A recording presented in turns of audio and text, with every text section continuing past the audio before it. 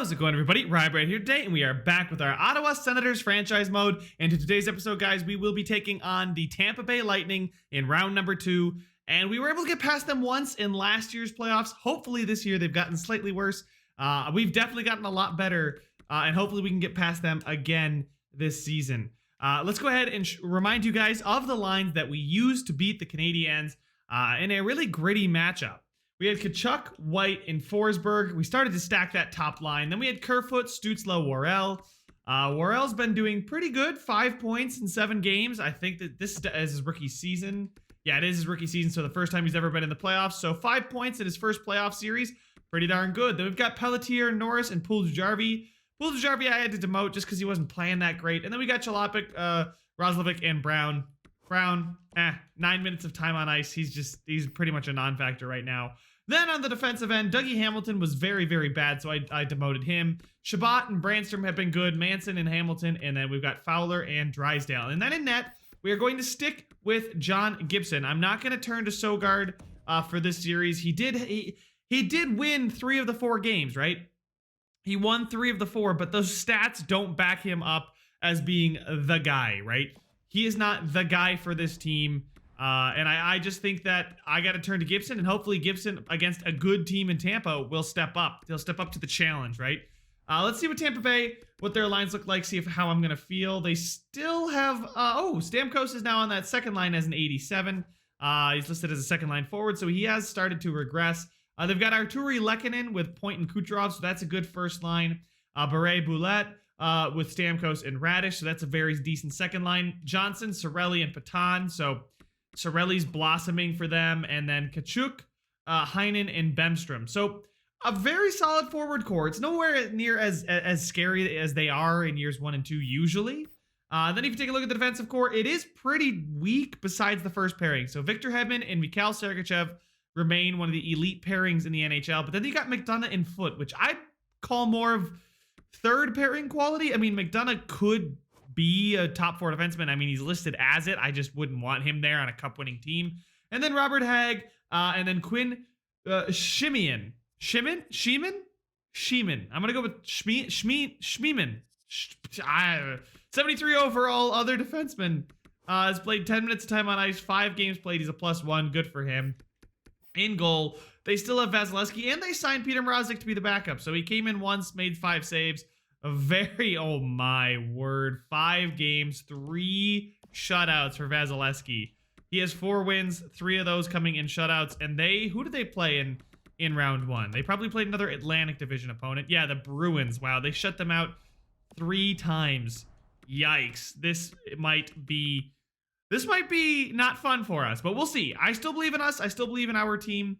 You guys let me know what your thoughts are down in the comment section. Who do you think is going to come out of this series on top? And don't say it after you've watched the video. Do it right now.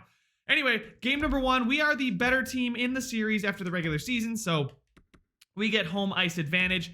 Let's get it underway. Round number 2, 2024 playoffs. Let's go. First period, 2-0. A power play goal there for Cirelli and then Kucherov. And I'm already nervous. I'm already not feeling good about this series. Second period. Hey, I feel a lot better now. Worrell and then Brown there on the 4th line. So Worrell on the 2nd line, Brown on that 4th line. And we tie it up 2-2 in the shots. Man, we like to shoot. I love to see that. You can't score if you don't shoot. And that's usually what you want to see in the sim, is a team that shoots a lot. That'll help you just get goals, obviously.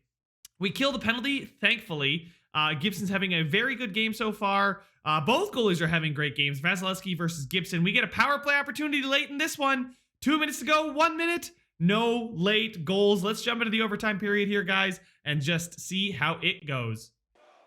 Here we go, guys. Overtime of game number 1. This is huge. Getting off on the right foot on home ice would be amazing. Brandstrom now around the outside. He's going up against Victor Hedman. He cuts to the middle. He's going to shoot. Oh, my word. That could have been it right there in the game 1 overtime, but no, we keep playing as he missed the net.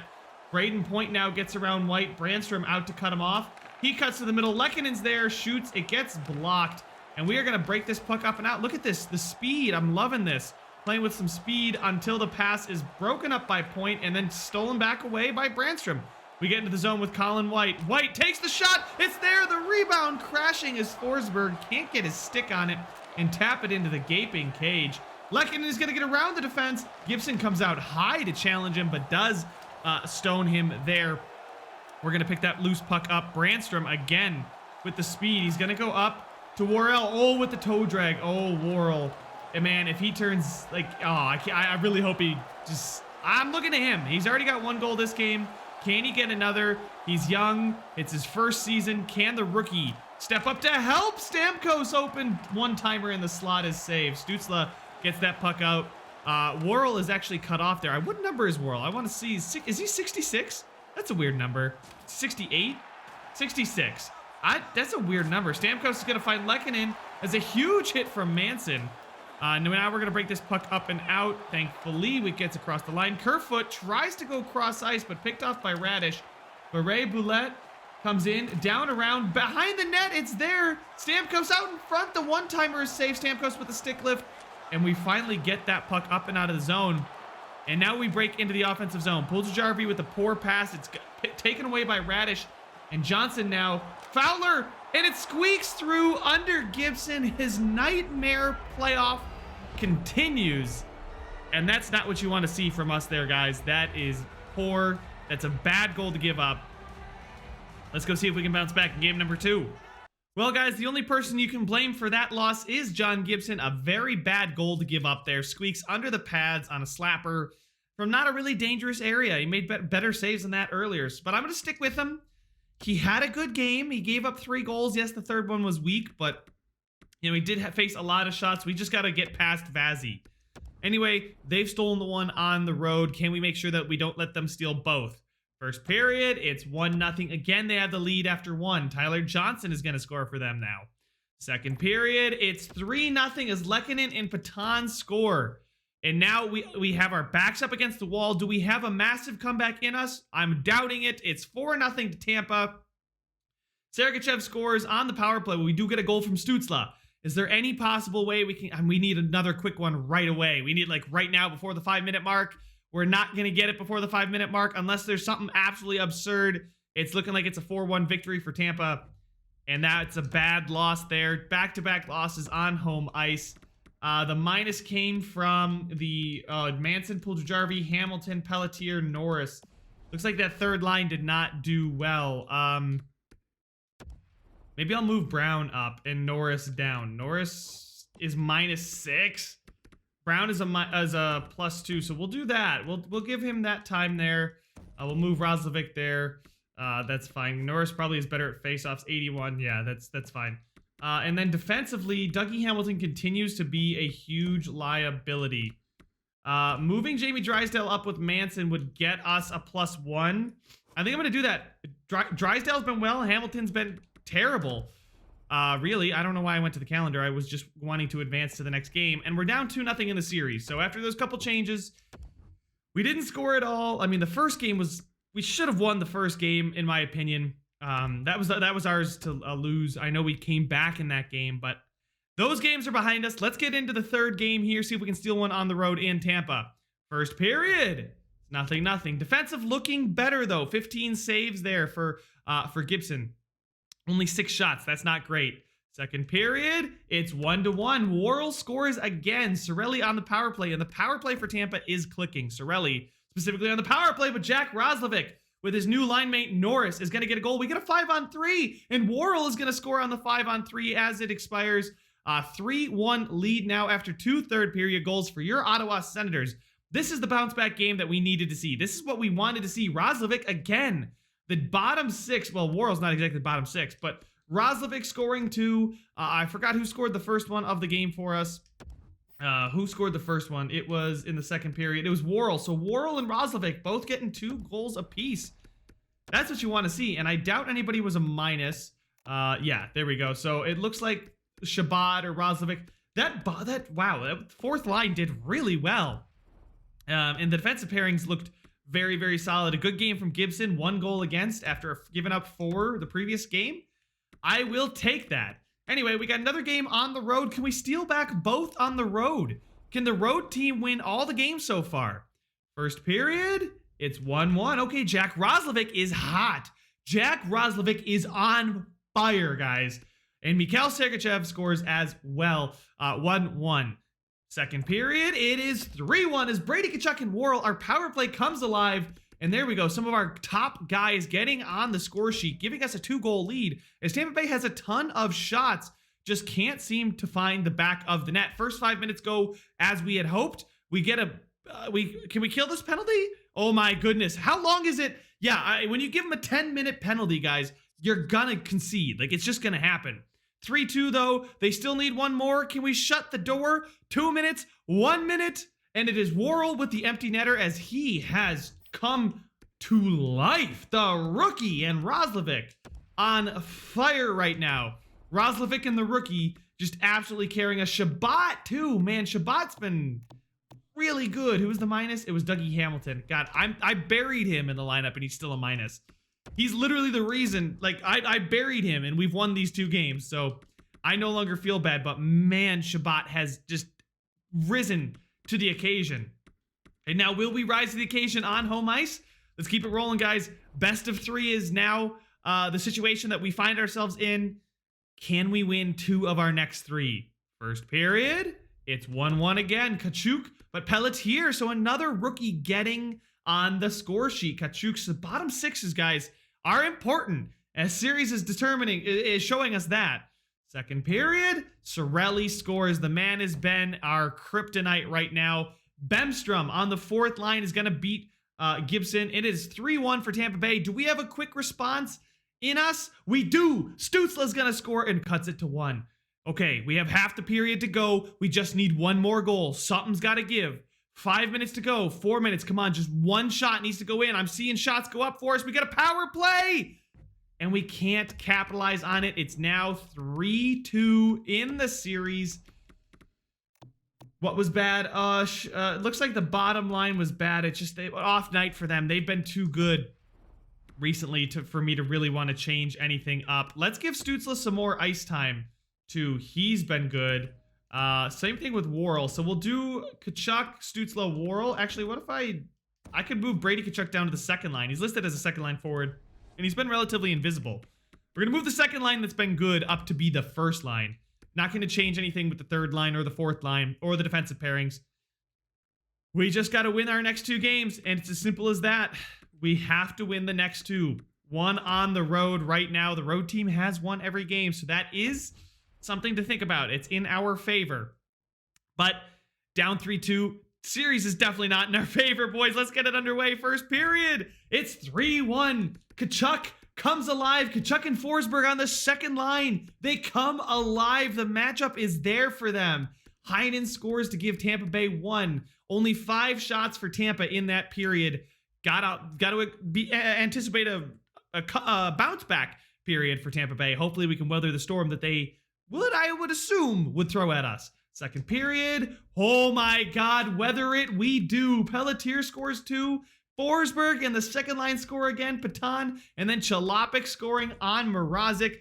Everybody is getting into this one. 7-2 right now.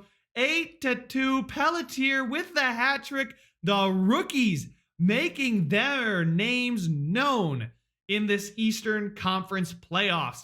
Round number 2, 2024, the rookies are establishing themselves as premier players in this league in clutch time. 8-3 with our backs against the wall, and momentum is in our... I swear, who was a minus? Worrell. These guys were a minus? How was the first line a minus? But Manson and Drysdale were a +6. A +6. That pairing feasted last game. And now, boys, well, I guess you can say the odds are stacked against us. We've come back to force game number 7, but we are the home team, the side that has not won yet. Neither home side has won a home game in this series, which I think is pretty incredible. But let's get it underway. One more game. The rest of the series doesn't matter. All that matters is what happens here in game number 7. I'm not touching a darn thing after an 8-3 win. Are you kidding me? First period. We're down 1-0 as Arturi Lehkonen scores on John Gibson. Low shot totals across the board. Second period, we do score and tie it up with Roslovic, but Kucherov gives Tampa Bay the lead. Roslovic and the rookies, boys, are coming to play. Do one of them have some more magic left? We're on the power play. We can't tie the game. We give Tampa Bay a power play, but we do kill it off, thankfully. We are not getting shots on goal. We've gone minutes without a shot on goal, and now Anthony Cirelli is gonna score. Ottawa, do we have any magic left? No. Vasilevsky says no. We could have maybe saved some of those 8 goals for round number 2 here. A tough series up against Tampa, and that, honestly, guys, that seals the fate for Dougie Hamilton in my mind. The team did so much better with him buried. I know he had 7 assists and had point every other game, but -5. He's not getting an extension from me. I'm going to let him walk. Brandstrom was definitely a good partner for Shabbat. Jamie Drysdale was a great partner for Manson, and now I need to find a partner for Cam Fowler, who's going to have 2 years left at $6.5 million. I know I transitioned so quickly. I guess I didn't really know how to feel about that series the whole time. I got to figure out something that just clicks. We know Worrell and Pelletier came to play in this series. 9 goals for Pelletier and 8 goals for Worrell. Worrell is a goal scorer of a power forward. Look at that shooting category, boys. He's only going to get better, too, with that passing and offensive awareness up there. His defensive awareness is very good. He's ready to be our elite player. And Brady Tkachuk, really disappointed with Brady Tkachuk, although for less than $7 million, I can't really say I'm too bothered by it. He's decent, 90 passing, but 89 offensive awareness and 88 wrist shot accuracy means he's not going to be elite the way we need him to, and it really doesn't look like he wants to grow anymore. 87 overall. Maybe he gets up to be an 88. That's what I'm hoping for, that Mark Stone range. Hopefully he can be that kind of player. Kerfoot was definitely great for us. He's somebody I might look to bring back depending on the UFAs. Stützle is really blossoming into that number 1 center. He's got another year left on his ELC. We will have to re-sign him, but man, he's turning into an elite playmaker. I mean, if we put a sniper on this first line, boys, I think that's what I got to do. I got to find a bona fide sniper because we got playmaker, power forward. If I get a bona fide sniper, somebody who knows how to put the puck in the net, it's not Forsberg, somebody who's got that shooting category, something like Worrell's, maybe a 93 in the shooting category, right? You see 84. Logan Brown's never going to score goals in his career. He's just not going to be a goal scorer. He's always going to be an assister, especially with that wrist shot accuracy at 77. Jesse Puljujarvi is the sniper I want, but his wrist shot accuracy only being an 85 is concerning. Forsberg is a great third-line player, but I'm not going to have him be that. Chalopik is a playmaker. Norris is a two-way forward. Roslovic is a two-way forward. I guess I could have looked to bring in Formanton maybe for that first. I don't know. What I really would like to do is find a new defensive partner there for Cam Fowler. As much as it sucks, I'm going to have to let Dougie Hamilton walk. He's just simply not good enough. Let's go ahead here and check out defensemen in the system. I mean, we got Roy coming up to Jeremy Roy, the offensive defenseman, could be a good pairing. He's got 85s across the board as far as awareness, 84 passing, 85. This is a guy that can score goals from the back end, boys. He scored 19 and 14 in his last 2 seasons down in Belleville. I think he's the guy. He's the guy for me unless Lahoe jumps up. Reese Chichu, the two-way defender, still looks like he's a little further away than I would like. Roy, at least, is signed to a couple more years here. You can see 3 years at 0.75. He's super cheap. It'll allow us to go after a top player. In the main roster, Gibson is signed. Gibson and Sogard are signed for a long time. These two guys are fine. Marketing, and then we'll have to sign Cutler this offseason as the only goalie expiring. Schroeder, I guess I should sign him. I'm going to let him continue to grow, and then maybe I could use him as a trading chip. And then forwards, potentially in the system. Markstrom here is low elite. Frederick Markstrom is an 80 power forward. Good defensive player with a huge 99 strength. He's got 99 strength. That boy is strong, hits the weight room. But he needs to work on his passing. Offensive awareness is great. He's an interesting player. I think he would be great for that third line, fourth line. He's better than Logan Brown, if you ask me. Just looking at the categories here, he's very good defensively. His offensive awareness is great. His passing and shooting might leave a little bit to be desired, but if those can jump up just a little bit, he could be a phenomenal piece for us. But as far as elite snipers, that's one of the things we're missing is a bona fide goal scorer. Because if you take a look at our season, Colin White went off, right? He put up 42 points. Like, that's insane. He's got a 91 shooting category, right? Can we find somebody to fit the first line that is a bona fide sniper? And if you guys remember at the trade deadline, there is somebody who is expiring who I am definitely interested in going after. It would be one Austin Matthews. He is going to be an unrestricted free agent. And also, another guy to look at there is Patrick Kane, the sniper. 96 wrist shot accuracy. If he makes it to free agency, I don't see what's stopping us from going after him. Same thing with David Pastrnak. Guys, the top 3 free agents are all snipers. We got Kane, Matthews, Pastrnak, and Besser. All of them with elite shooting categories. I'd love to get Patrick Kane or Matthews. Pasta and Besser are both good. Nylander, Larkin are expiring. We'll see if they do end up becoming UFAs. A guy like Marchessault is a playmaker, so I'm not looking at him. Philippe Deneau is a two-way forward. Sam Reinhart, I know, is a playmaker. He's very good, well-rounded, but not the kind of guy I'm looking for. William Nylander is another playmaker. Guys, if you take a look at just shooting categories, Andrei Burakovsky, the sniper, 87, not bad. If he fits the scheme, could be interesting. I would love to get a complete scouting report on Burakovsky. Let's actually do that right now. Let's scout Patrick Kane, see where he fits. Doesn't look like he's gonna fit the scheme. So we know Matthews fits line 3. Pasta, we'll see where he fits. And then Besser fits the 4th line. So 3rd and 4th lines, if they have any comparable to our first line, then we are set. Nubble here, another good season for him. What are his schemes here? Yeah, if he fits line 3 like Austin Matthews does, he fits line 1. If he fits line 3, he fits line 1. That is what I like to see. Right? That was Austin Matthews that fit line 3, right? Not a guy like he fits the line 3, he fits the first line. The 4th line there for Besser, that means he's more of a second line chem fit. Second line here for Pastrnak, we'll see. And Patrick Kane doesn't fit, but I don't think let's actually check out. I would love to check out the Toronto Maple Leafs cap situation. Oh wow, their salary is only down at $60 million next season, so they're gonna have.